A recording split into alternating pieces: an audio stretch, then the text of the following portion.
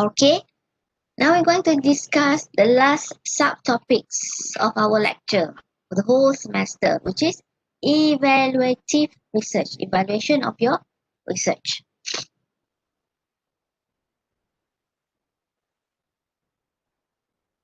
Now, now, research method can be split broadly into two methods, which is quantitative and qualitative methods. Which you choose will depend on your research questions, your underlying philosophy of research, and your preferences and skills. Okay, there is some definition that define the quantitative research and also the qualitative research.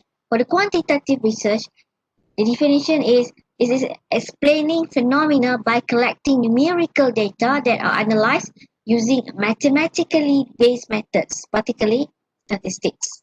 While for the qualitative research is seeking to answer questions about why and how people behave in the way that they do. It provides in-depth information about human behavior.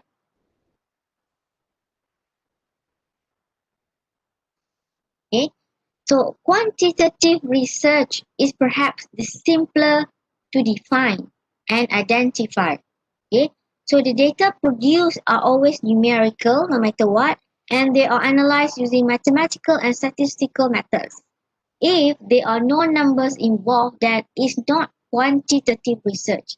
Some phenomena obviously lend themselves to quantitative analysis because they are already available as numbers.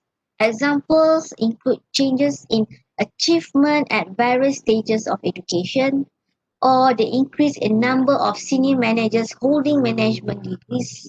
However, even phenomena that are not obviously numerical in nature can also be examined using quantitative methods.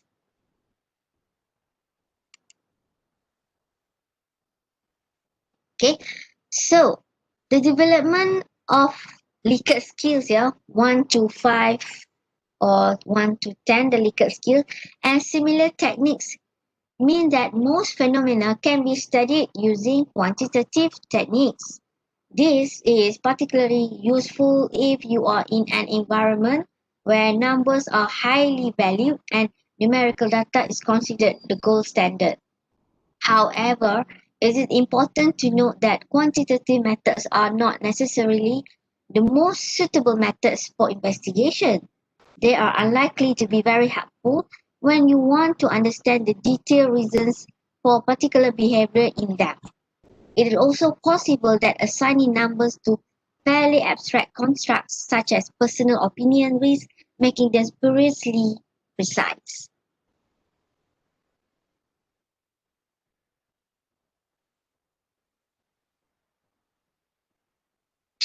Okay?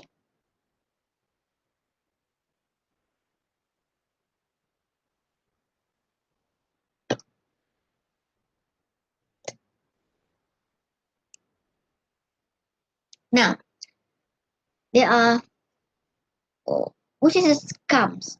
What are the sources of quantitative data? So the most common sources of quantitative data include surveys, observations, and also secondary data.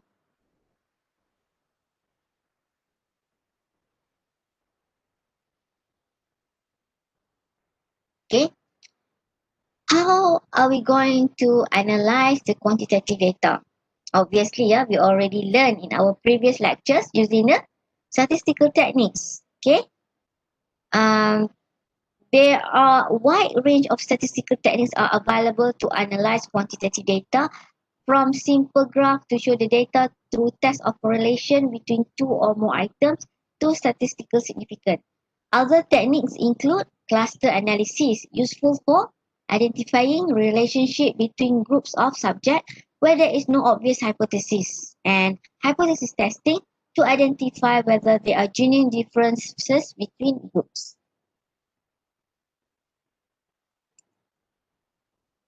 Now let's discuss about the qualitative research. Okay, qualitative research is any which does not involve numbers or numerical data. If often involve words or language, but may also use pictures or photographs and observations. Almost any phenomena can be examined in a qualitative way, and it is often the preferred method of investigation, right? In UK and the rest of Europe. US studies tend to use quantitative methods, although this distinction is by no means absolute. Qualitative analysis result in rich data that give an in much depth picture, and it is particularly useful for exploring how and why things have happened.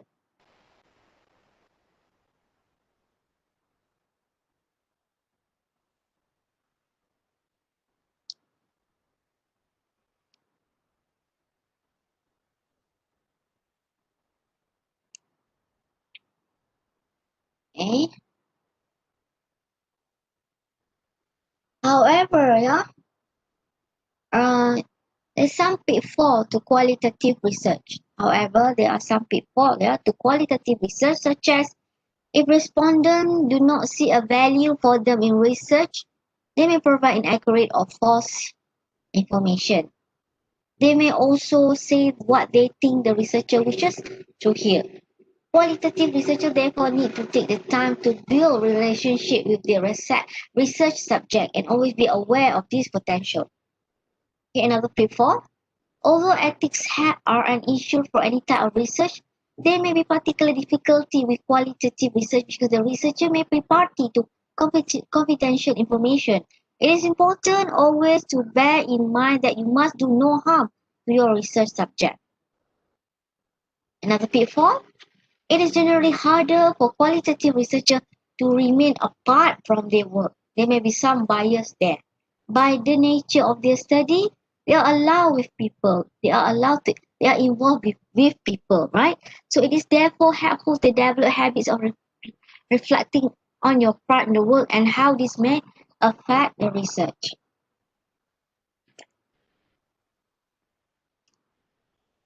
Okay. What are the sources of qualitative data? Okay.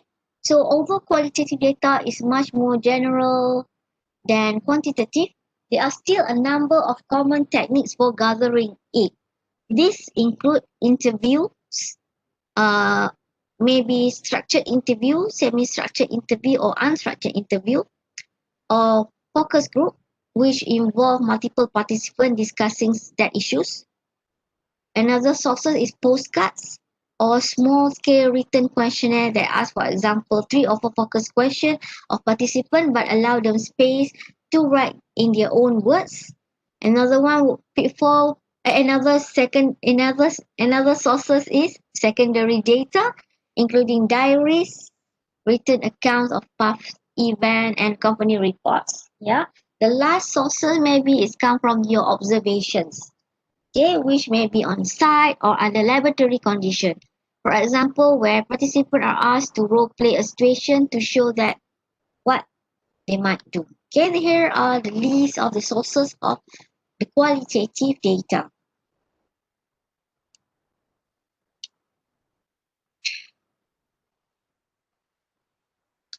So, because qualitative data are drawn from a wide variety of sources, they can be radically different in scope.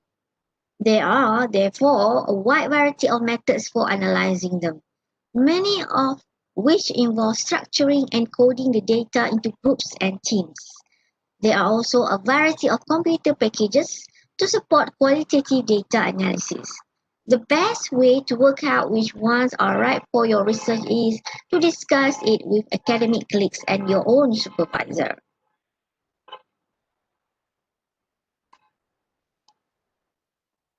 Finally, it is important to say that there is no right and no wrong answer to which method you use, either qualitative or quantitative. Sometimes you may wish to use one single method, whether quantitative or qualitative, and sometimes you may want to use several, whether all one type of or a mixtures.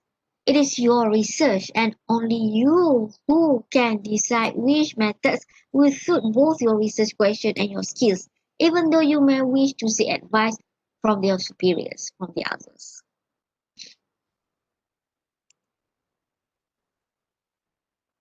Okay. So qualitative research method versus quantitative research method. The basic differences here between qualitative research methods and quantitative research method are simple and straightforward. They differ in their analytical objectives, type of question asked, the data collection instruments, the forms of data they will produce, and the degree of flexibility.